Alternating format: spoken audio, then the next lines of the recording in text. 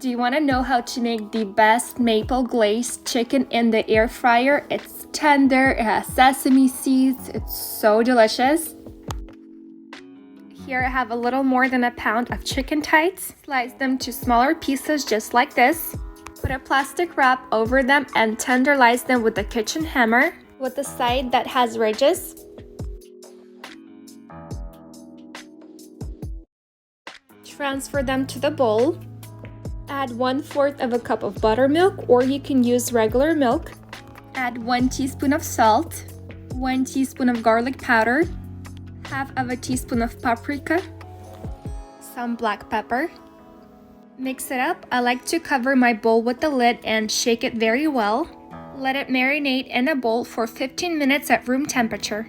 I'll set my air fryer at 380 at 16 minutes, and when it tells you to add food, we're gonna add the chicken.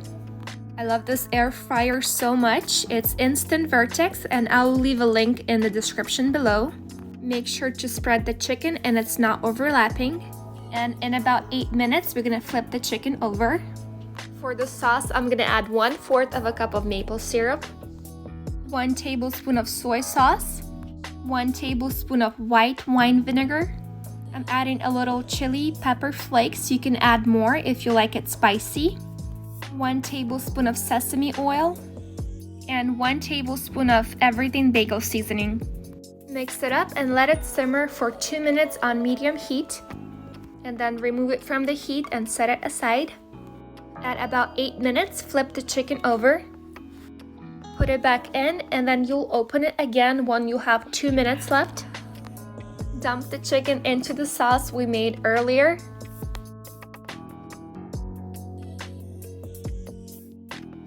And now put the chicken back into the air fryer and let it fry for the remaining 2 minutes. Okay, just look at this chicken.